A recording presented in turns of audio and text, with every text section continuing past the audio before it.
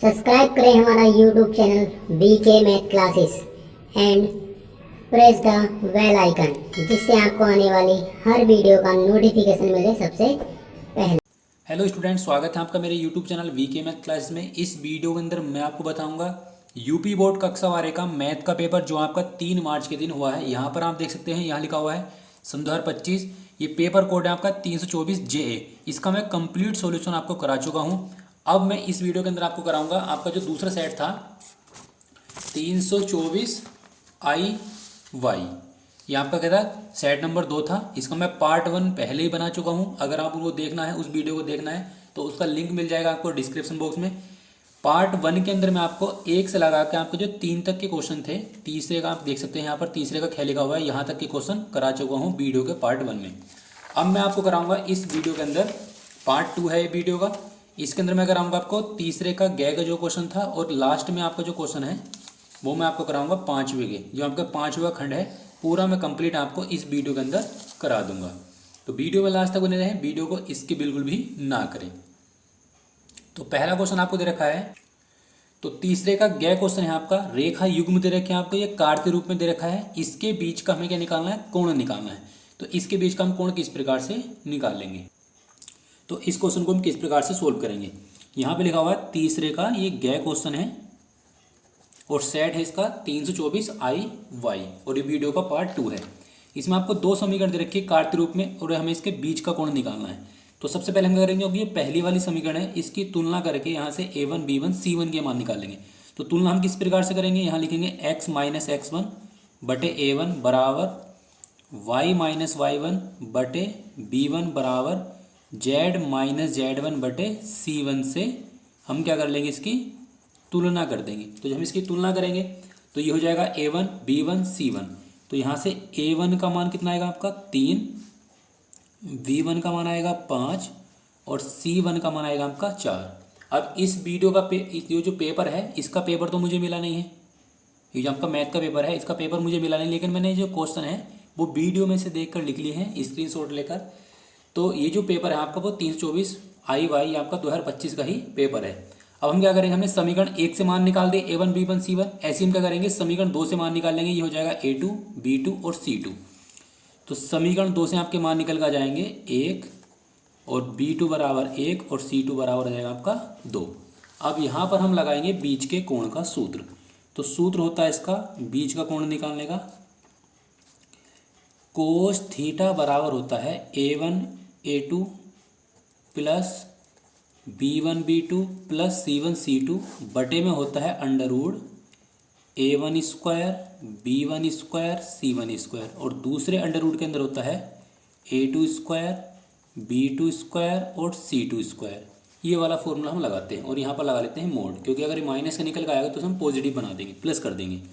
तो A1 का मान कितना आपका 3, A2 का मान 1 प्लस B1 का मान 5, B2 का मान 1, C2 का मान 4 और C1 का मान 4, C2 का मान 2, और बटे में लगा देंगे इनके जो मापांक है, यानी कि A1 का मान 3 और 3 का वर्ग हो जाएगा 9, B1 का मान आपका कितना 5, 5 का हो जाएगा 25, C1 का मान 4, 4 का हो जाएगा आपका 16।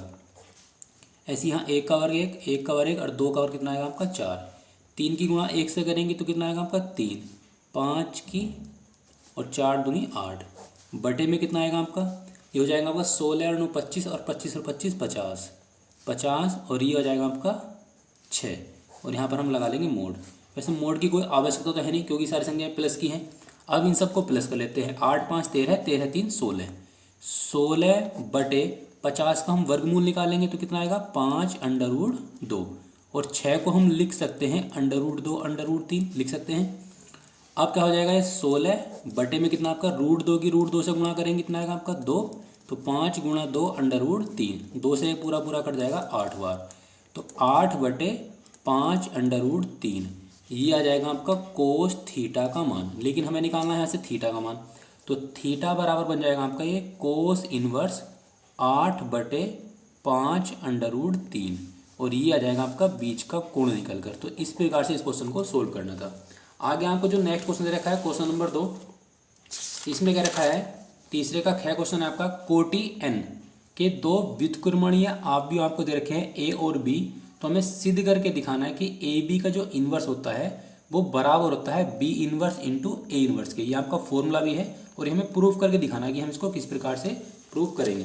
तो यहाँ पर हम लिख लेंगे, ये आपका है तीसरे का ख क्वेश्चन, तीसरे का घ। यहाँ पर आपको दे रखा है ए बी इन्वर्स बराबर बी इन्वर्स, ये हमें प्रूव करके दिखाना है। तो हम यहाँ पर लिख लेंगे ए बी इन्वर्स। अब ये वाला जो पद है वो तो हमें प्रूव करके दिखाना है। अब हम इसे सिद्ध करने के लिए क्या करते हैं, हम जानते हैं कि ए, अगर हम ए की गुणा ए इन्वर्स से करते हैं तो क्या आता है आपका आई, यानी कि इकाई आव्यूह आता है। इसे हम तत्समक आव्यूह भी कहते हैं।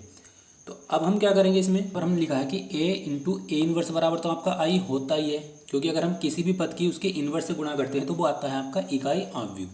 अब यहाँ पर आपको एक ट्रिक ध्यान रखनी है कि ए बी की गुणा अगर हम ए बी इन्वर्स से करेंगे तो वो आपका क्या आएगा, आई आएगा, यानी कि इकाई आव्यूह। अब हम क्या करेंगे, इसमें दोनों ओर ए इन्वर्स से गुणा करेंगे। तो यहाँ लिखेंगे दोनों ओर ए इन्वर्स से क्या करेंगे, गुणा करेंगे। तो गुणा करने पर आपको ये कुछ इस प्रकार से बन जाएगा। इसको हम लिख लेंगे ए इन्वर्स और यहाँ लिखा हुआ है ए बी और यहाँ लिखा हुआ है ए बी इन्वर्स बराबर, इधर हो जाएगा आपका ए इन्वर्स इंटू आई। अब हम क्या करेंगे, ए इस ए इन्वर्स की गुणा इस ए से कर देंगे तो ये बन जाएगा आपका ए इन्वर्स, बी को हम निकाल देंगे बाहर और यहाँ लिखा हुआ है ए बी इन्वर्स बराबर। अब यहाँ पर आपको लिखा हुआ है ए इन्वर्स आई, इसको हम जैसे है वैसे ही रहने देंगे, ए इन्वर्स इंटू आई। अब ए इंटू ए इन्वर्स बराबर क्या बन जाएगा आपका आई, अभी हमने ऊपर लिखा था तो ये बन जाएगा आपका आई और ये बन जाएगा बी। इंटू में क्या लिखा हुआ है, ए बी इन्वर्स बराबर ए इन्वर्स आई, ये लिखा हुआ है।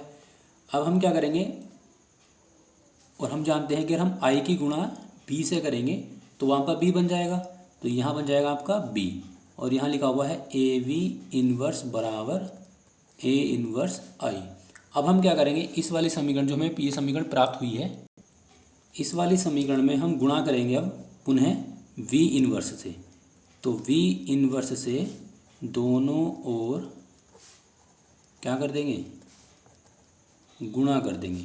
जब वी इन्वर्स से गुणा करेंगे तो ये बन जाएगा आपका बी इन्वर्स इंटू में वी और यहाँ पर लिखा हुआ है ए बी इन्वर्स बराबर, यहाँ भी हम लिख लेंगे, यहाँ बी इन्वर्स से गुणा करेंगे तो बी इन्वर्स, ये हो जाएगा ए इन्वर्स और जो आपका आई है इसको हम इस प्रकार से यहाँ पर लिख लेंगे। अब बी इन्वर्स इंटू बी, यानी कि बी की गुणा हम क्या कर रहे हैं, बी इन्वर्स से कर रहे हैं, तो ये क्या बन जाएगा आपका, ये बन जाएगा आपका आई। तो यहाँ पर हम लिख लेंगे आई और यहाँ लिखा हुआ है ए बी इन्वर्स बराबर B inverse into A inverse और यहाँ पर आपका आई लिखा हुआ है। चाहो तो हम इस आई को यहाँ से काट भी सकते हैं इस प्रकार से, तो यहाँ बचेगा ए बी इन्वर्स बराबर बी इन्वर्स ए इन्वर्स और यही हमें क्या करना था, प्रूफ करके दिखाना था। तो इस प्रकार से हम एग्जाम में इस क्वेश्चन को सोल्व कर लेंगे। ये क्वेश्चन बहुत इंपॉर्टेंट है, हर बार आपका एग्जाम में आता है। अब आपको क्वेश्चन आता है तीसरे के जो दोनों क्वेश्चन थे वो आपके सोल्व हो गए।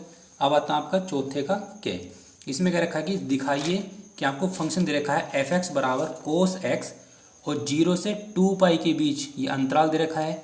इसमें क्या है आपका वर्धमान है। तो वर्धमान और ह्रासमान हम किस प्रकार से सिद्ध करते हैं, पहले हमें वर्धमान ही सिद्ध करना है, ह्रासमान हमें नहीं सिद्ध करना। तो वर्धमान के लिए हम क्या करेंगे, यहाँ पर हमें यहाँ दे रखा है, ये आपका क्या है, फोर्थ का क्या क्वेश्चन है। तो एक फंक्शन दे रखा है एफ एक्स बराबर दे रखा है कोस एक्स। अब हम करेंगे इसका अवकलन, तो एफ डैश एक्स बराबर कोस का होता है माइनस के साइन, कोस का डिफरेंस होता है माइनस के साइन। अब इसमें क्या रखा है कि हम अंतराल पाई से 360, ये लिखा हो ना, पाई से 2 पाई मतलब कि 180 से 360 के बीच अगर हम कोई भी वैल्यू रखते हैं तो उस पर ये वर्धमान आना चाहिए। अब 180 से 360 के बीच में आपका आता है 210, तो हम 210 पर चेक करके देख लेते हैं कि 210 पर आपका ये वर्धमान है या नहीं है। तो यहाँ लिखा हुआ है साइन, यहाँ हम x की जगह लिखेंगे, x की जगह हम लिखेंगे 210 और 210 को मैं डायरेक्ट लिख रहा हूँ 180 प्लस 30 लिख सकते हैं। अब साइन 180 प्लस थीटा, तो साइन 180 प्लस थीटा होता है माइनस के साइन थीटा, और माइनस पहले से ही है और माइनस हो रहेगा तो ये बन जाएगा माइनस माइनस प्लस, तो बन जाएगा आपका साइन 30। आपने ये वाला फॉर्मूला पढ़ा होगा 10th क्लास में कि साइन 180 प्लस थीटा बराबर होता है माइनस के साइन थीटा। तो ये बन जाएगा आपका साइन 30। साइन 30 का मान कितना होता है आपका 1/2। अब देखो ये जो संख्या वो क्या है, पॉजिटिव है, यानी कि हमने x का मान 210 रखा तो ये आपका पॉजिटिव आया। अब हम थोड़ा मान और चेंज करके देख लेते हैं। अब यहाँ पर हम मान रख के देख रहे हैं 240, क्योंकि ये जो मान आपका है वो 180 और इसके बीच में है, तो अब यहाँ पर हम 240 रख के देख लेते हैं।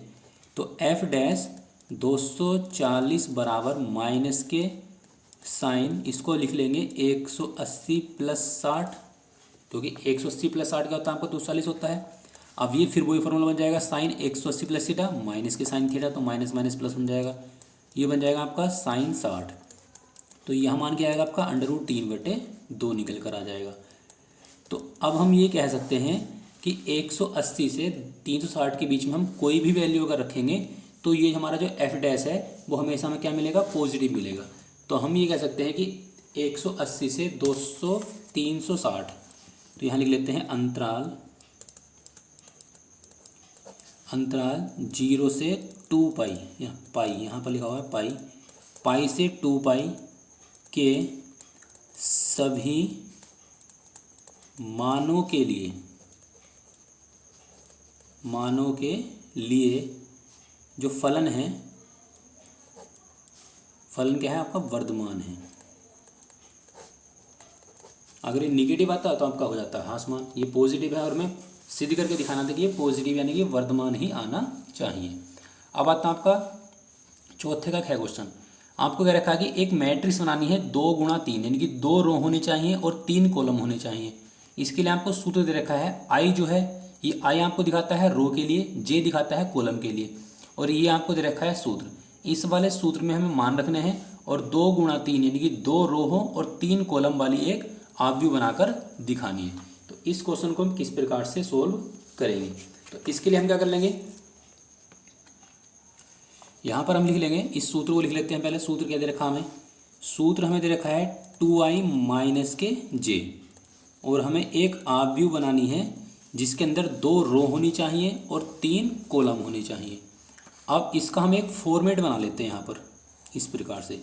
देखो इसके अंदर हमें 1 2 और 3, 1 2 और 3 यानी कि इस प्रकार की हमें एक आव्यूह प्राप्त करनी है, क्योंकि इसके अंदर देखो 2 रो हैं, 1 2 और 3 कॉलम हैं। तो इस वाले अकॉर्डिंग अब हमें सोल्व करना है। देखो हमें पहला वाला मान भरना है, तो ये कौन सी रो आपकी पहली रो है और पहला ही कॉलम है, तो यहाँ i का मान भी 1 रखेंगे, j का मान भी 1 रखेंगे। तो 2 × 1 माइनस 1, तो कितना आएगा आपका 1 आ जाएगा। तो यहाँ पर आ जाएगा आपका 1। अब हम इस वाले खाने को भरेंगे, तो पहली रो है, दूसरा कॉलम है, तो i का मान 1 और j का मान 2। तो i का मान आपका 1 है, j का मान कितना आपका 2, तो ये कितना आएगा आपका 0, तो यहाँ पर आपका 0 आ जाएगा। फिर पहली रो है, तीसरा कॉलम है, तो a 13 यानी कि 11 12 13, तो 2 × 1 माइनस के 3, तो कितना आएगा आपका माइनस के 1, तो यहाँ पर आपका -1 आ जाएगा। फिर हम क्या करेंगे, इस वाली जगह को भरेंगे, तो दूसरी रो है, कॉलम कौन सा आपका पहला, तो यहाँ लिख लेंगे 21। तो यहाँ पर आपका i का मान कितना है 2, j का मान कितना है 1, तो 2 × 2 माइनस 1, तो कितना हो जाएगा आपका 3। फिर यहाँ पर दूसरी रो, दूसरा कॉलम, 2 × 2 माइनस के 2, कितना आएगा आपका 2। फिर दूसरी रो, तीसरा कॉलम लेंगे, तो 2 × 3 माइनस के 2, तो 6 में से घटाएंगे 2, तो कितना बचेगा आपका 4। अब इसको हम यहाँ से इस प्रकार से बना लेंगे। पहला वाला मान क्या हमारे मिला 1, फिर 0, फिर -1, फिर आपका है 3, फिर आपका 2 है और फिर कितना आपका 4। तो इस प्रकार से इसकी आव्यूह बन जाएगी। ये हम देखो इसमें 2 रो हैं और 3 कॉलम है, तो 2 × 3 कहे या 2 × 4 कहे, तो जितना भी हमें क्रम देगा हम उसी के अनुसार क्या कर देंगे, इसको बना देंगे। अगला आपको क्वेश्चन रखा है, चौथे का कह रखा है कि उस समांतर चतुर्भुज का क्षेत्रफल ज्ञात कीजिए जिसकी संलग्न भुजाएं आपको दे रखी है। वेक्टर वाला सवाल है, वेक्टर ए का मान दे रखा है और वेक्टर बी का मान दे रखा है, और हमें समांतर चतुर्भुज का क्षेत्रफल निकाल के दिखाना है। तो समांतर चतुर्भुज का क्षेत्रफल किस प्रकार से निकालेंगे, सबसे पहले हम क्या करेंगे, ये आपको जो मान दे रखे हैं वेक्टर ए और वेक्टर बी का, इनका हम निकाल लेंगे सबसे पहले क्रॉस, क्योंकि क्रॉस निकालने के बाद इसका क्षेत्रफल निकल सकता है। तो ये आपका क्या है, फोर्थ का गे वाला क्वेश्चन है।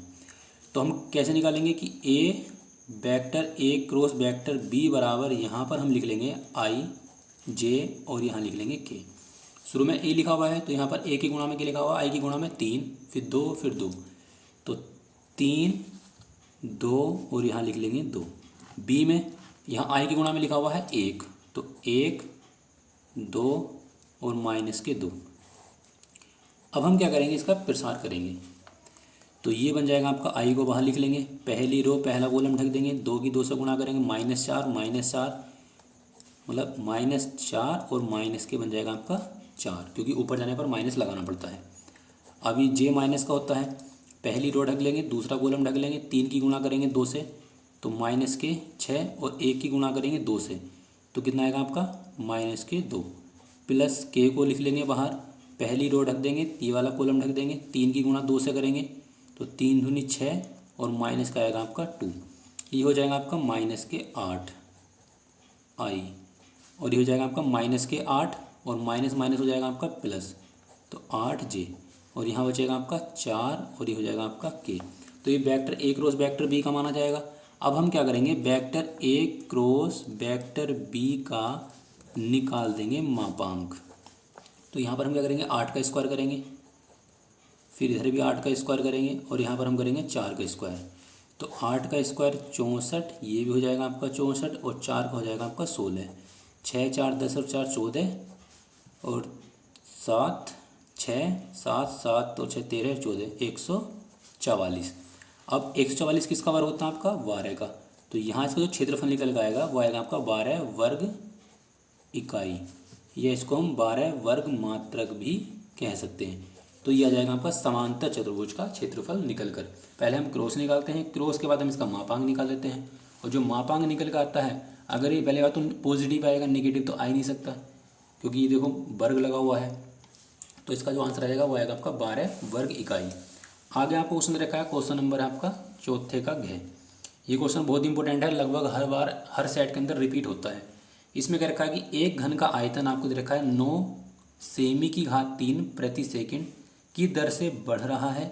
यदि इसके कोर की लंबाई आपको दे रखी है, कोर बोलते हैं भुजा, इसकी जो भुजा की लंबाई दे रखी है वो दे रखी है 10 सेमी, तो इसके पृष्ठ का क्षेत्रफल किस दर से बढ़ रहा है वो हमें ज्ञात करके दिखाना है। तो इसके लिए हम क्या करेंगे, यहाँ पर आपको दे रखा है घन का आयतन। तो घन का जो आयतन दे रखा है वो 9 सेमी की घात 3 प्रति सेकंड दे रखा है। यहाँ पे लिख लेंगे चौथे का, ये आपका घ वाला क्वेश्चन है।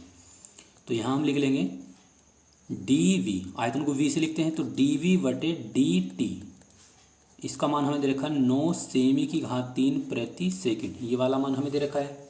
इसकी भुजा की हमें लंबाई दे रखी है। तो पहले हम क्या करेंगे, यहाँ पर घन के आयतन का सूत्र लगा लेते हैं।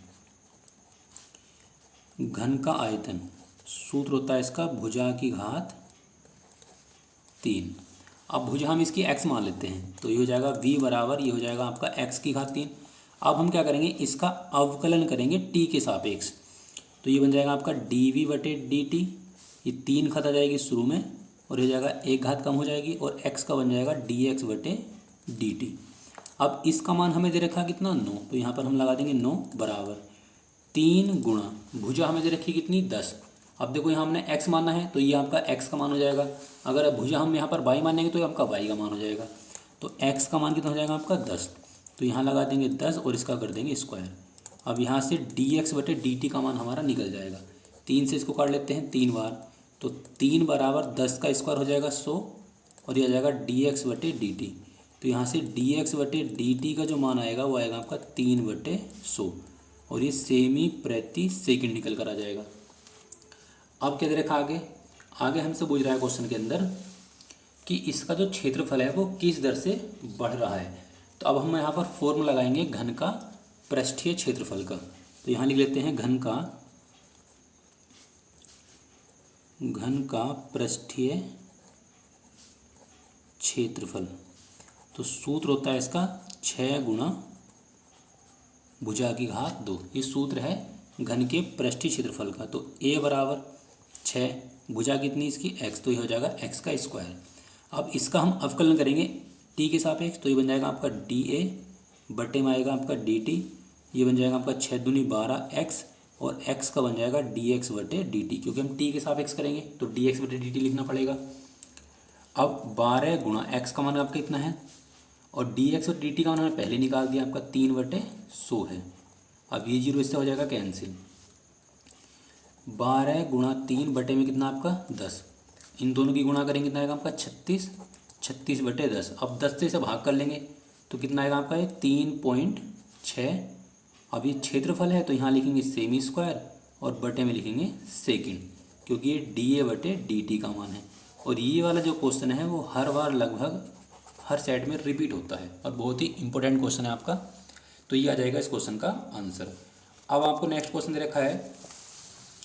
अब आते हैं आपके 5वें का क्वेश्चन, जो आपका खंड नंबर 5 था उसमें दे रखा है आपको एक समूचे दे रखा है। समूचे A बराबर 1 2 3 4 5 6 तक दे रखा है और एक संबंध दे रखा है R बराबर x, y।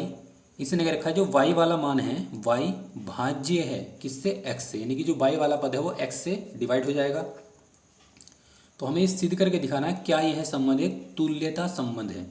अब तुल्यता संबंध हम किस प्रकार से सिद्ध करते हैं। अब इस क्वेश्चन को हम किस प्रकार सोल्व करेंगे। हमें क्वेश्चन में दे रखा है कि समूचे दे रखा है 1 2 3 4 5 6 और संबंध दे रखा है, तो हम क्या करेंगे इस संबंध को ना इस प्रकार से बना लेंगे। तो इसमें देखो क्वेश्चन में क्या रखा है, जो रिलेशन दे रखा है कि जो y वाला मान है वो x से कट रहा है, विभाजित हो रहा है। तो देखो ये वाला मान x का होता है, ये वाला मान होता है आपका y का। तो अगर हम इस वाले पद को भाग करेंगे पहले वाले पद से 2 डिवाइड हो जाएगा। ऐसे हम 2 को भाग करेंगे 1 से, 3 को भाग करेंगे 1 से, 4 को भाग करेंगे 1 से, यानी कि जो y वाला मान है वो x से विभाजित है। इस क्वेश्चन में पहले कह रखा है। तो इस प्रकार के आपके संबंध बन जाएगा। नीचे 2,2 आएगा, 2,4, क्योंकि 4 को 2 काट देगा, 6 को 2 काट देगा, 3 से केवल 3 ही कटेगा और 3 और 6 कटेगा, क्योंकि 6 ये y वाला मान है, ये x वाला मान है, तो ये आपका इस तरह से विभाजित हो जाएगा। आगे आपका जो 4 वाला है तो 4 आपका क्या होगा, 4 से कटेगा, 5 से कटेगा और 6 से कटेगा। तो आपका इस प्रकार से एक संबंध बन जाएगा। इसको हम बिना इसके भी कर सकते हैं, लेकिन जब हम क्वेश्चन में ये वाले मान दे रखे हैं तो हमें इसी का यूज़ करेंगे तो ज़्यादा बेहतर रहेगा, क्योंकि पोर्शन आपका 5 नंबर का है। अब हमें सिद्ध करके दिखाना है क्या ये तुल्यता संबंध है। तो तुल्यता संबंध के लिए क्या करना पड़ेगा, हमें इसको दिखाना पड़ेगा स्वतुल्य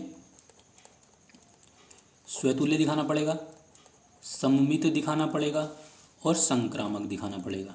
ये 3 चीज़ हमें दिखानी पड़ेंगी, तब जाकर ये तुम्हारा स्वतुल्य वो तुल्यता संबंध सिद्ध होएगा। अब हम क्या करेंगे, स्वतुल्य, सममित और संक्रामक में क्या करते हैं। देखो स्वतुल्य का फॉर्मूला क्या होता है मैं आपको दिखा देता हूँ। स्वतुल्य का मतलब है स्वयं माने स्वयं की, तुल्य माने तुलना करना, यानी कि स्वयं की स्वयं से तुलना करना, वो कहलाता है आपका स्वतुल्य। तो इसका जो फॉर्मूला होता है वो होता है आपका a, बिलोंग्स टू r, यानी कि एक जैसे जो पद हैं वो r से बिलोंग करने चाहिए। तो अब आप यहाँ पर समूचे दे रखा है 1 2 3 4 5 6, ये समूचे है। तो समूचे ए के अंदर जितने भी अवयव हैं क्या उनका खुद से संबंध आपका रिलेशन आर में स्थित है, यानी कि 1 का 1 से संबंध है, देखो ये रहा 1 से 1 का संबंध। यहाँ 2 लिखा हुआ तो 2 का संबंध देखो 2 से ही रहा, 3 है तो 3 का 3 से संबंध, 4 का 4 से, 5 का 5 से, 6 का 6 से। तो यहाँ पर हम लिख सकते हैं कि a, और 2, 3, 3, 4, 4, 5, 5 और 6, ये सभी बिलोंग कर रहे हैं किससे, आर से। तो ये आपका स्वतुल्य है। देखो सभी के सभी मान हमारे पास क्या है, इसके अंदर है, तो ये आपका हो जाएगा स्वतुल्य। तो ये स्वतुल्य तो है। अब हम ये चेक करेंगे क्या ये सममित है। अब सममित के लिए आपका फॉर्मूला क्या होता है, तो यहाँ पर हम डालेंगे सममित के लिए। तो सममित का फॉर्मूला ये होता है अगर ए आर से बिलोंग करेगा तो बी ए भी आर से बिलोंग करना चाहिए। मतलब कि a, b आर से बिलोंग करेगा तो b, a भी आर से बिलोंग करना चाहिए। जैसे आप देख सकते हैं संबंध के अंदर, देखो जो आपके एक जैसे हैं उन्हें हम छोड़ देते हैं। जब भी हम सममित चेक करते हैं तो जो स्वतुल्य वाले पद हैं उनको हम छोड़ देते हैं। तो देखो यहाँ पर 1, इसको हम छोड़ देंगे। अब यहाँ पर हम देखेंगे 1, 2। अब 1, 2 इसके अंदर है। क्या इस रिलेशन के अंदर 2, 1 है। देखो 1, 2 इसके अंदर है, लेकिन इसके अंदर 2, 1 नहीं है। तो यहाँ पर हम लिखेंगे कि 1,2 बिलोंग्स टू आर, लेकिन 2,1 does not belongs to are.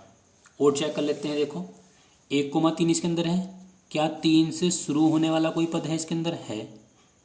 3 से शुरू होने वाला पद, देखो स्वतुल्य को तो हमें छोड़ना है, जो स्वतुल्य होना तो हम छोड़ देंगे।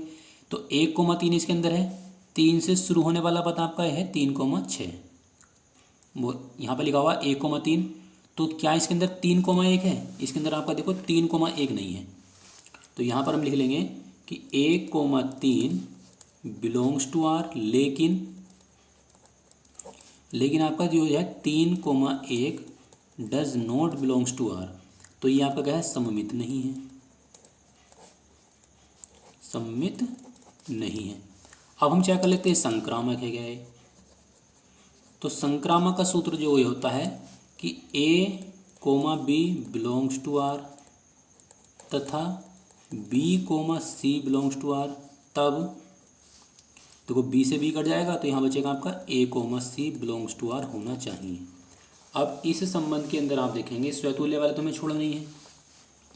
1,2 इसके अंदर है, क्या 2 से शुरू होने वाला पद इसके अंदर कोई है? इसके अंदर क्या है? 2,4 है।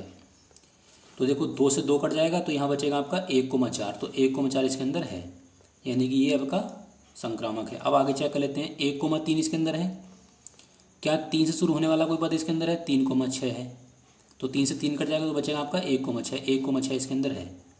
अब देखते हैं 1,4, 1,4 इसके अंदर है, 4 से शुरू होने वाला पद तो आपका ये है। अगर देखो 4 कट जाएगा तो बचेगा 1,4, ये तो आपका हो जाएगा। 1,5 इसके अंदर है, 5 से शुरू होने वाले इसके अंदर है। आपका जो ये वाली कंडीशन है, हाँ ये वाली जो कंडीशन है वो हमसे गलत हो गई। अब 1,2 इसके अंदर था, देखो जो सममित वाला है वो 1,2 तो इसके अंदर है, लेकिन इसके अंदर आपका क्या है? 2,1 नहीं है। अगर 2,1 नहीं है तब भी हम क्या करते हैं? उसे सममित मानते हैं, इसको हमें सममित मानना है। यहाँ पर हम लिखेंगे सममित। तो यहाँ पर आपका लिखा हुआ है कि 1,2 इस संबंध के अंदर है, लेकिन 2,1 नहीं है, तो ये क्या आपका है? सममित नहीं है। ये सही लिखा हुआ है, ये सममित नहीं होगा। अब हम चेक करेंगे क्या ये संक्रामक है, तो ये संक्रामक तो है। तो यहाँ पर हम लिख लेंगे कि 1,2, यहाँ पर आप देख सकते हैं यहाँ लिखा हुआ है 1,2, तो 1,2 इसके अंदर है। जो स्वतुल्य वाले पद है उन्हें तो हम छोड़ देंगे, तो 1,2 इसके अंदर है, 2,1 को हम छोड़ देंगे। क्या 2 से शुरू होने वाला कोई संबंध इसके अंदर है? 2,4 है, तो 2 से 2 कटेगा तो यहाँ बचेगा आपका 1,4। तो यहाँ पर हम लिख लेंगे कि 1,2 बिलोंग्स टू आर तथा 2,4 बिलोंग्स टू आर, या यहाँ पर लिख लेते हैं और। अब यहाँ लिख लेते हैं तथा, देखो 2 से 2 कट जाएगा तो यहाँ कितना बचेगा आपका? 1,4 बिलोंग्स टू आर। अब देखो ये संक्रामक तो है। अब देखो इसमें दो चीज़ हैं, ये स्वतुल्य भी है, ये संक्रामक भी है, लेकिन ये सममित नहीं है। तो हमें सिद्ध क्या करना था? हमें सिद्ध करना था क्या ये आपका तुल्यता संबंध है।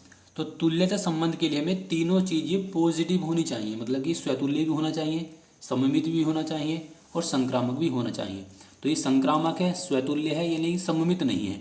तो हम ये कह सकते हैं आपको जो संबंध दे रखा है वो आपका तुल्यता संबंध नहीं है, क्योंकि हमसे क्वेश्चन में ये पूछा गया है कि ये क्या आपका क्या तुल्यता संबंध है, तो ये तुल्यता संबंध आपका नहीं है, क्योंकि इसके अंदर आपका स्वतुल्य है, संक्रामक है, लेकिन ये आपका जो है सममित नहीं है, इसलिए आपका क्या है? तुल्यता संबंध नहीं है। अब आता है आपका 5वें का ख क्वेश्चन। इसमें आपको एक आव्यूह दे रखी है, आव्यूह दे रखा है और हमें क्या करना है? सममित तथा विसममित आव्यूह के योगफल में व्यक्त करना है। यानी कि एक बार हमें इसका निकालना है सममित आव्यूह, एक बार हमें निकालना है इसका विसममित आव्यूह, और दोनों को क्या करना है? जोड़ना है बाद में। तो इसको हम किस प्रकार से सोल्व करेंगे? तो इस क्वेश्चन को हम किस प्रकार सोल्व करेंगे? अब यहाँ पर आपको दे रखा है ए, तो सममित आव्यूह निकालने से पहले हमें क्या करना पड़ेगा? इसका डैश निकालना पड़ेगा, जिसे हम बोलते हैं ट्रांसपोज मैट्रिक्स। तो जब हम डैश निकालते हैं तो हमारी जो रो है, ये रो है पंक्ति, इसे हम कॉलम बना देंगे। तो ये बन जाएगा आपका 3, इधर 3 आ जाएगा, इधर आएगा -1। ये जो आपका दूसरा वाला रो है इसको हम इस तरह से लिख देंगे -2 -1, इस तरह से। यहाँ आएगा -4 -5 और 2, ये आ जाएगा आपका डैश निकल कर। अब हम निकालेंगे इसका सममित आव्यूह। तो सममित आव्यूह के लिए क्या करते हैं कि a/2 a plus a dash, ये फॉर्मूला होता है इसका। तो पहले हम क्या करेंगे, इन दोनों को आपस में जोड़ लेते हैं और हाथों हाथ क्या करेंगे, 2 से भाग कर देंगे। अब जोड़ना कैसे है, इस वाले पद को हमें इसमें जोड़ना है। तो जो पहला वाला मान है वो पहले से जुड़ता है, तो 3 और 3 जोड़ेंगे तो कितना हो जाएगा आपका 6। 3 में को हम जोड़ेंगे -2, तो कितना बचेगा आपका 1। -4 में जोड़ेंगे -5, मतलब -4, तो बन जाएगा आपका -5। दूसरा वाला पद इस वाले पद से जुड़ेगा तो यहाँ आएगा आपका 1। -2 को जोड़ेंगे -2 से तो हो जाएगा -4। 5 में जोड़ेंगे -5 में जोड़ेंगे 1, तो बन जाएगा आपका -4। और -4 में जोड़ेंगे -1, तो बन जाएगा आपका -5। 1 में जोड़ेंगे -5 तो हो जाएगा -4, और 2 में 2 जोड़ेंगे तो हो जाएगा आपका 4। तो ये आ जाएगा आपका सममित आव्यूह। अब इसी प्रकार से हम क्या निकालेंगे, इसका विसम्मित आव्यूह निकालेंगे। और विसम्मित आव्यूह में क्या करना पड़ता है, हमें इसे घटाना पड़ता है। जहाँ हमने यहाँ प्लस लगाया वहाँ हमें क्या लगाना है, माइनस लगाना है। अब इसको हम कुछ मान लेते हैं, हमने इसे p मान लिया, क्योंकि इतने बड़े को हम ये लिखेंगे तो हमने इसे क्या मान लिया, इसे p मान लिया, या p की जगह हम क्यों कुछ भी मान सकते हैं, हमने p मान लिया यहाँ पर। अब हम क्या करेंगे, इसे घटा देंगे। तो a में से हम क्या घटाएंगे, a डैश। जैसे हम जोड़ते हैं वैसे हम घटा भी लेते हैं। तो पहले हम यहाँ को इसको लिख लेते हैं, 3 -2 -4, 3 -2 -5 -1 1 2। और इसमें से हमें घटाना है डैश वाला पद, 3 3 -1 -2 -2 1 -4 -5 और 2। अब घटाना कैसे है, जैसे हम जोड़ते हैं वैसे हम घटाते हैं। पहले वाले पद को पहले से घटाएंगे, दूसरे को दूसरे से, तीसरे को तीसरे से। तो जब हम इसको घटाएंगे तो ये बन जाएगा आपको इस प्रकार से, 3 में से 3 घटाएंगे तो बचेगा आपका 0। 3 में से घटाएंगे माइनस माइनस प्लस बन जाएगा, क्योंकि माइनस की गुणा करनी पड़ेगी। तो 3 और 2 कितना हो जाएगा आपका 5। -1 है और माइनस की अंदर गुणा करेंगे तो बन जाएगा आपका प्लस के 4। इस 4 में से घटाएंगे 1 तो बचेगा आपका 3। -2 में से ये माइनस के 3 बन जाएगा, तो ये बन जाएगा आपका -5। -2 है, ये हो जाएगा माइनस माइनस प्लस, तो -2 + 2 ये बन जाएगा आपका 0। 1 में से घटाएंगे -5 तो माइनस माइनस बन जाएगा प्लस, तो बन जाएगा आपका 6। 4 में से घटाएंगे माइनस माइनस प्लस बन जाएगा, तो 4 में से घटाएंगे 1 तो बचेगा आपका -3। 5 में से घटाएंगे -1 तो बन जाएगा -6। 2 में से घटाएंगे 2 तो क्या बन जाएगा आपका 0। तो ये आ जाएगा आपका a - a डैश। और हाथों हाथ हम क्या कर लेंगे, इसके बाहर 1/2 लगा देंगे, क्योंकि यहाँ लिखना हमें a - a डैश और यहाँ हमने लिख दिया 1/2। अब इसको हमने q मान लिया, ठीक है, इसे हमने p मान लिया, इसे हमने q मान लिया। अब क्वेश्चन में हमसे ये कहा गया है कि सममित और विसम्मित आव्यूह के योगफल में व्यक्त करना है। अब हम क्या करेंगे, ये हमारा सममित है, ये हमारा क्या है, विसम्मित है। अब इन दोनों को हमें क्या करना है, जोड़ना है। तो यहाँ पर हम लिख लेते हैं p + q, p + q लिख लेंगे। और देखो यहाँ भी 1/2 है, यहाँ भी 1/2 है। इन दोनों का 1/2 हम निकाल लेते हैं बाहर, और इन दोनों का क्या कर लेते हैं, जोड़ लेते हैं। यानी ये वाला जो मान है वो इसमें जुड़ेगा। तो पहला वाला मान पहले से जुड़ेगा, दूसरा दूसरे से, तीसरा तीसरे से। जैसे हमने जोड़ा है वैसे हमने घटाया है। तो अब हम क्या कर रहे हैं, p वाले मैट्रिक्स को जोड़ रहे हैं q वाली मैट्रिक्स के साथ। तो 6 में को जोड़ेंगे हम 2, मतलब 6 में को जोड़ेंगे 0, और यहाँ लिख लेते हैं 1/2। तो 6 में को जो हम 0 जोड़ेंगे तो कितना बन जाएगा आपका 6 बन जाएगा। ये क्या लिखा आपका 1 में को जोड़ेंगे 5, तो ये आपका 6 आ जाएगा। -5 में जोड़ेंगे +3, तो यहाँ बचेगा -2। 1 में को जोड़ेंगे आपका -5, तो हो जाएगा आपका -4। -4 में जोड़ेंगे 0, तो ये आएगा आपका -4। -4 में जोड़ेंगे आपका 6, तो यहाँ बचेगा आपका 2। -5 में जोड़ेंगे -3, तो हो जाएगा आपका -8। -4 में जोड़ेंगे -6, तो बन जाएगा आपका -10। और 4 में को जोड़ेंगे 0, तो बन जाएगा आपका 4। तो ये आपका क्या है, p + q बनकर आ जाएगा। अब हम क्या करेंगे, प्रत्येक पद को, यहाँ पर देखो 2 लिखा हुआ है, तो प्रत्येक पद को क्या करेंगे, हम 2 से डिवाइड कर देंगे। तो हम इसे 2 से भाग करेंगे तो यहाँ आएगा आपका 3, यहाँ आएगा आपका 2, यहाँ जाएगा 4, यह आएगा आपका 3, यह जाएगा आपका 2, यहाँ जाएगा 5, यहाँ 1 और 2। तो यह आ जाएगा आपका p + q निकल कर। अब यहाँ पर आप देख सकते हैं कि p + q का जो हमारा मान निकल कर आया, यानी कि सममित और विसम्मित आव्यूह का जो योग निकल कर आया है, ये वाला जो मान है वो हमारा क्या निकल कर आया, देखो जो हमारा दे रखा था a, वही वापस बनकर आ गया है। तो अगर हमसे कहता है क्वेश्चन में सिद्ध करके दिखाओ कि वापस आपका ए आना चाहिए, तो इसको हम यहाँ पर ए भी लिख सकते हैं। तो हम अब आपको एक ध्यान रखना है कि सममित और विसम्मित आवयवों का जो योग निकल कर आता है वो आपका दी हुई मैट्रिक्स ही आती है। आपकी जो मैट्रिक्स दे रखी है वही आपका योग निकल कर आता है। अब आपको आता है क्वेश्चन नंबर 5वें का ग। इस 5वें ग में क्या रखा है, ये क्वेश्चन दे रखा है और हमें प्रूव करके दिखाना है। टू प्रूव दैट, ये लिखा हुआ है टू प्रूव दैट, सिद्ध करके दिखाना है कि D Y upon D X का जो मान है वो आना चाहिए माइनस के 1 प्लस एक्स का होल स्क्वायर। ये हमें सिद्ध करके दिखाना है। तो इस क्वेश्चन को हम किस प्रकार सोल्व करेंगे, यहाँ पर लिखा हुआ 5वें का ग क्वेश्चन है ये। तो यहाँ पर लिखा हुआ आपका under root 1 plus Y under root 1 plus X ये दे रखा है, और इसके बराबर यहाँ पर आपको जीरो दे रखा है। यहाँ पर जीरो छुटा हुआ है क्योंकि बिना जीरो के तो ये प्रूव हो ही नहीं सकता, तो यहाँ पर जीरो है वो लिखने से छूट गया था। अब हम क्या करेंगे, इसको सिद्ध करना है। तो हमें सिद्ध करके लाना है इसका D Y upon D X बराबर। तो पहले एक काम कर लेते हैं, एक्स 1 प्लस वाई इसको उठा के ले जाएंगे माइनस में, इस तरह से बन जाएगा। अब हम क्या करेंगे, दोनों साइडों का वर्ग कर देंगे। तो जब हम इसका वर्ग करेंगे तो ये बन जाएगा आपका एक्स स्क्वायर, वर्ग से इसका रूट हट जाएगा, यहाँ बन जाएगा वाई स्क्वायर और यहाँ बन जाएगा 1 प्लस एक्स। अब हम क्या करेंगे, इस एक्स स्क्वायर की अंदर गुणा कर देंगे, इधर हम क्या करेंगे वाई स्क्वायर की गुणा कर देंगे। अब इस वाई स्क्वायर को इधर ले आएंगे एक्स स्क्वायर की तरफ, तो ये बन जाएगा एक्स स्क्वायर वाई स्क्वायर। इसको हम इधर ले जाएंगे उठाकर, तो बन जाएगा X Y square minus X square Y बन जाएगा।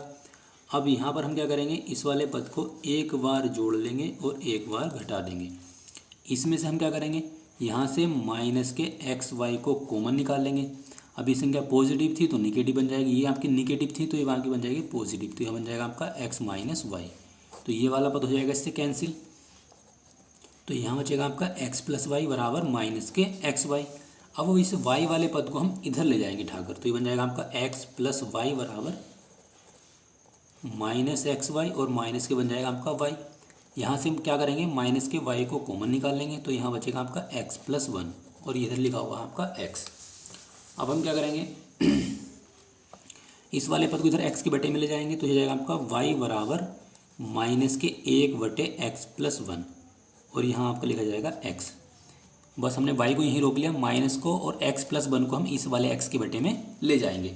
तो अब क्या बनेगा आपका ये, अब हम क्या करेंगे, इसका कर देंगे यहाँ से अवकलन, तो ये बन जाएगा आपका D Y upon D X. अवकलन करने के लिए हम क्या करेंगे, इसमें लगाएंगे अंश बटे हर वाला सूत्र। तो अंश बटे हर वाला सूत्र क्या होता है, हर को हम ऐसे ही लिख देंगे और जो माइनस है वो उस माइनस को हम बाहर लिख देंगे। तो हर को ऐसे लिख देंगे, अंश का बन जाएगा आपका 1 माइनस अंश को ऐसे लिख देंगे, हर का जब अवकलन करेंगे तो बन जाएगा आपका 1 और ये बन जाएगा आपका हर का स्क्वायर। ये आपका सूत्र है, डिवीजन वाला सूत्र है। हर ऐसे ही अंश का डिफ्रेंशिएशन माइनस अंश ऐसे ही हर का डिफ्रेंशिएशन बटे में होता है हर का वर्ग, माइनस बाहर ऐसे ही है। यहाँ बचा एक्स प्लस 1 माइनस एक्स और बटे में लिखा हुआ एक्स प्लस 1 का होल स्क्वायर, ये एक्स एक्स हो जाएगा कैंसिल, तो यहाँ बचेगा आपका -1 और बटे में बचेगा एक्स प्लस 1 का होल स्क्वायर और यहाँ पर आपका लिखा हुआ है D Y upon D X. और ये क्या करना था, हमें प्रूव करना था। तो ये आ जाएगा इस क्वेश्चन का आंसर। अब आपका लास्ट क्वेश्चन बचता है 5वें का। वो दे रखा आपको एक 5वें घय में दे रखा है 2 कार्तीय रूप में समीकरण दे रखी है। एक कार्तीय रूप में एक समीकरण ये है और एक समीकरण आपकी ये है। इसकी हमें निकालनी न्यूनतम दूरी, और इस टाइप का क्वेश्चन आपका हर बार एग्जाम में पूछा जाता है और ये भी क्वेश्चन आपका 5 नंबर का ही है। अब इस क्वेश्चन को हम किस प्रकार सोल्व करेंगे, यहाँ पर आपको 2 समीकरण दे रखे हैं। तो सबसे पहले हम क्या करेंगे, समीकरण 1 की तुलना कर देंगे। तो यहाँ लिखेंगे समीकरण 1 की तुलना किससे करेंगे, x माइनस x1 बटे a1 बराबर y माइनस y1 बटे b1 और z माइनस z1 बटे c1 से। तो यहाँ से x1 की वैल्यू कितनी आएगी, देखो यहाँ पर पॉजिटिव है, यहाँ पर निगेटिव है, तो हो जाएगा -1। y1 की वैल्यू -1 आएगी और c1 की वैल्यू कितनी आएगी, -1 आएगी। a1 की वैल्यू 7, b1 की वैल्यू -6 और यहाँ आएगा आपका z1, c1 की वैल्यू आएगी आपकी 1।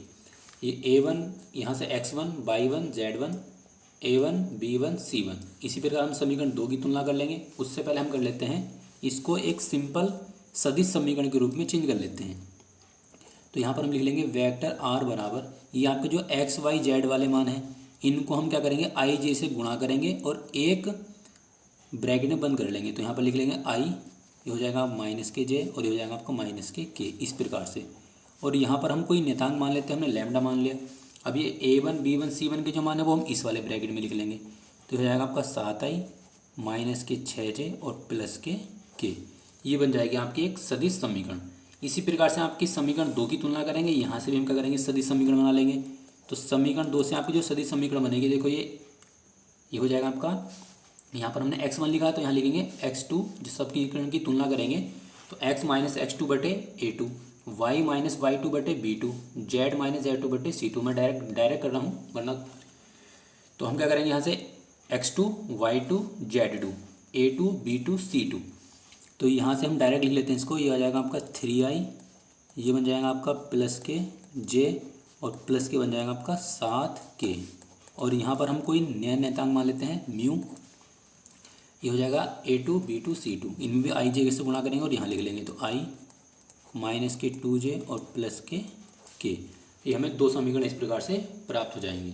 कभी कभी क्या देता है, इन समीकरणों को हमें इस टाइप से देता है और उनकी हमें बीच की दूरी निकालनी पड़ती है। अब यहाँ पर हमें जो समीकरण दे रखी थी वो काटती रूप में दे रखी थी, तो हमें पहले सिंपल बनाना पड़ेगा, उसके बाद हम क्या करेंगे इसकी डिस्टेंस निकालेंगे। तो अब इसको मान लेते हैं हम समीकरण नंबर 3, इसको मान लेते हैं समीकरण नंबर 4। समीकरण 3 की हम तुलना करेंगे, समीकरण 3 की हम क्या कर रहे हैं तुलना। तो तुलना किससे करेंगे, वेक्टर आर बराबर यहाँ लिख लेंगे A1, वेक्टर A1 प्लस, यहाँ पर हमने लैम्डा माना तो यहाँ भी हम लैम्डा लिखेंगे और इसे मान लेंगे वेक्टर B1 से। तो A1 का मान, ये जो पूरा ब्रैकेट है ये होता है आपका वेक्टर B1 का A1 का मान। तो माइनस के i माइनस जे और माइनस के वेक्टर B1 का मान 7i 6j और प्लस के। इसी प्रकार हम क्या करेंगे समीकरण 2 की तुलना करेंगे। तो यहाँ से समीकरण 2 से वेक्टर A2 का मान आपका आ जाएगा 3i प्लस 5j और प्लस 7k, और वेक्टर B2 का मान आ जाएगा आपका i माइनस के 2j और प्लस के। अब इस जो आपकी जो समीकरण है इनका में जो बीच की दूरी निकालनी पड़ती है, इनमें हमें ये देखना पड़ता है क्या ये समीकरण समतल्य है या विषमतल्य है।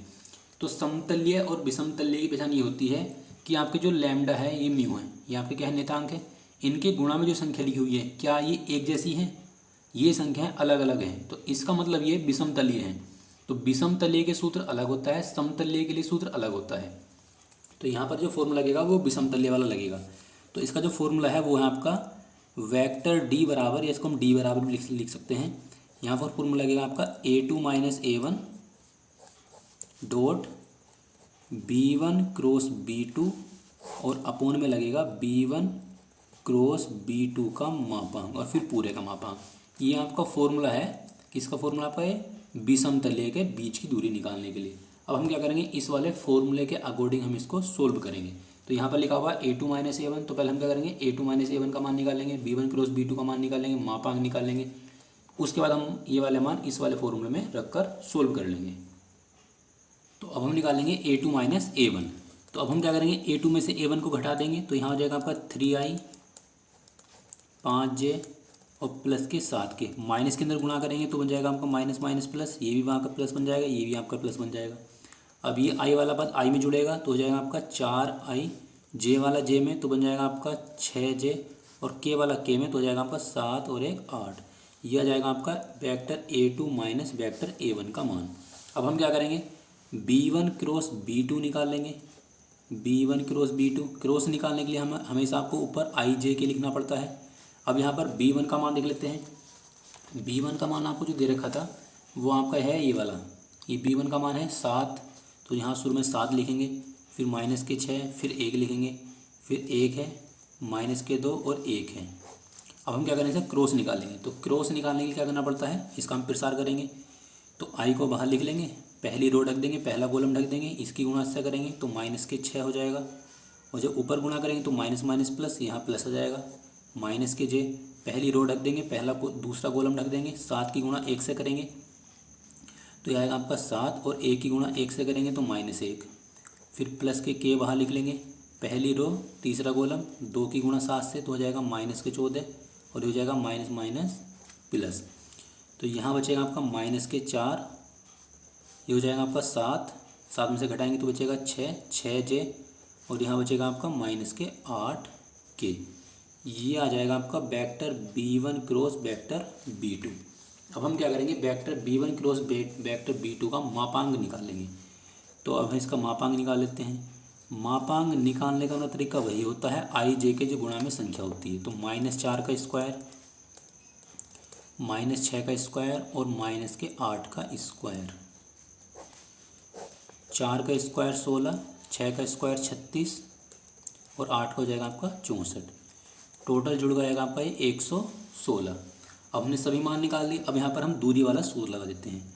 तो दूरी वाला सूत्र क्या था आपका, a2 - a1 और इसके डॉट में था आपका b1 क्रॉस b2 अपोन में vector b1 cross vector b2 का मापांक और फिर पूरे का मापांक। तो a2 - a1 का मान आपका कितना है, a2 - a1 का मान आपका 4। तो यहाँ पे लिख देंगे 4i प्लस के 6j और प्लस के 8k। इसका हमें डॉट निकालना है किसके साथ, b1 क्रॉस b2 के साथ। तो b1 का मान यहाँ पर लगा लेते हैं, -4i -6j और -8k और बटे में लगा देंगे इसका कि जो क्रॉस था इसका मापांक कितना है आपका 116 अंडर। यहाँ पर हम इस तरह से लिख लेंगे और यहाँ पर हम मोड लगा देंगे। तो ये क्या बन जाएगा आपका, 4 की गुणा 4 से करेंगे तो 4 चौक 16 आएगा, 6 की गुणा 6 से करेंगे तो 6 छः हो जाएगा 36 और जाएगा 8 8 64 बटे में कितना आपका √116 और यहाँ पर मापांक लगा देंगे। इन सबको जोड़ लेंगे तो कितना आएगा आपका -116 बटे में आएगा आपका √116। अब जब हम क्या करेंगे, मोड हटाएंगे तो ये प्लस बन जाएगा। तो यहाँ आएगा आपका 116 और 116 को हम लिख सकते हैं √116 और √116 लिख सकते हैं दो जगह और नीचे लिखा हुआ √116। तो ये वाला पद से हो जाएगा कैंसिल। तो यहाँ बचेगा आपका 116 के अगर हम टुकड़े करेंगे तो ये आएगा आपका 2√29। तो ये आ जाएगी इसकी बीच की दूरी निकल कर। तो इस वीडियो के अंदर मैंने आपको कराया है जो आपका सन 2025 की परीक्षा में सेट आया है 324IY। तो इसकी मैं पार्ट 1 की वीडियो पहले ही बना चुका हूँ। उसके अंदर मैंने आपको 1 से लगा के 3 के ख तक के क्वेश्चन करा दिए थे। इसके अंदर मैंने आपको कराए हैं 3 के ग से लगाकर 5वें खंड के पूरे क्वेश्चन में करा चुका हूँ। अगर आप 324JA की वीडियो देखना चाहते हैं तो उनका लिंक मिल जाएगा आपको डिस्क्रिप्शन बॉक्स में। अगर आप देखना चाहते हैं ये जो आपका दूसरा सेट था वो था आपका 324, मेरे पास 3 सेट हैं, एक सेट था आपका 324IZ। तो इनकी वीडियो भी आपको मेरे वीडियो के लिंक मतलब डिस्क्रिप्शन बॉक्स में मिल जाएंगे। तो मेरे पास 3 सेट थे, मैं 3 सेट की वीडियो बना चुका हूँ। ये जो आपका JA था इसका मैं कंप्लीट सॉल्यूशन करा चुका हूँ। लेकिन आपको जो 324IY है इसके अभी तक मैं केवल 2 ही वीडियो बना चुका हूँ। तो एक वीडियो मैंने पहले बनाई है, एक वीडियो मैंने अब यहाँ पर बना दी है। तो आई होप कि आपको सभी जो सॉल्यूशन मैंने कराए हैं इस वीडियो के अंदर वो आपको बहुत अच्छी प्रकार से समझ में आए होंगे। अगर आपको वीडियो अच्छी लगी तो वीडियो को लाइक करें, शेयर करें और मेरे चैनल को सब्सक्राइब करें।